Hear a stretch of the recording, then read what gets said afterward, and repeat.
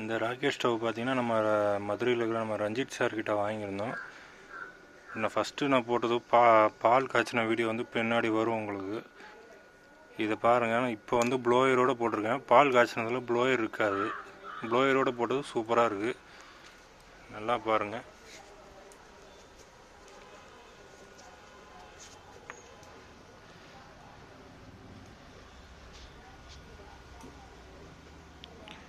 இந்த மாதிரி ஒரு சுவிட்ச் பாக்ஸ் ஒன்று ரெடி பண்ணிட்டீங்கன்னா இந்த ப்ளோயரை வந்து இதில் செட் பண்ணிக்கலாம். அது நல்லாவும் இருக்குது. இந்த மாதிரி சின்ன அடுப்பே போதும். உங்களுக்கு எது வேணுமோ அதை பார்த்து வாங்கிக்கோங்க நம்ம ரஞ்சித் சார்கிட்ட.